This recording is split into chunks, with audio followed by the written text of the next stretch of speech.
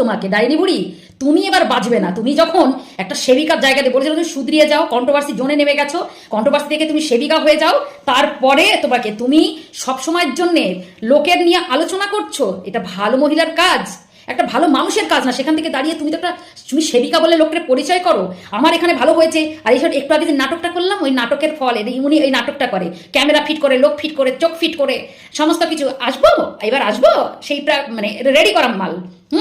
আরে যে ভালো হবে তার জয় জয়কার মানুষ করবে, নিজে থেকে আমি এই করেছি, আমি ওই করেছি, আমার দ্বারা এতে ভালো হয়েছে, ও ওখানে গেছে, ও সেখানে গেছে।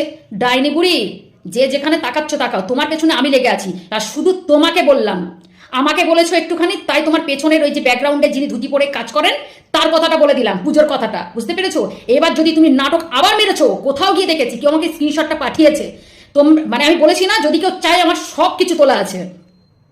আইন বিরুদ্ধ কাকে বলে সেটুকু একটু হলেও জানি, তাই কেউ এখানে আইন কেউ কাউকে শিখিও না, ঠিক আছে? অনেক আইন জানি, আর আইন কতটা লিমিট রেখে কোথায় কি কথা বলতে হয় সবটা জানা হয়ে গেছে এতদিনে। তাই এখানে ভালোবেসে কাউকে যদি ভালোবাসার জায়গা দিই, আশা করি ওই যে সম্মান দিলে সম্মান নিতে হয়, সম্মান মানে নিতেও জানতে হয় অনেক সময়, না হলে সম্মান পাওয়া যায় না। এই ডাইনি বুড়িও তাই শুরু করেছে। এই ডাইনি বুড়ি নিজেকে ডাইনি বুড়ি নামে, রাক্ষসী নামে, কন্ট্রোভার্সি ক্রিয়েটার নামে পরিচিত হতে এসেছে এখানে। তো সেটাই পরিচয় আমি তোমার এবার থেকে দেবো, যখন তুমি আমাকে বলেছো তুমি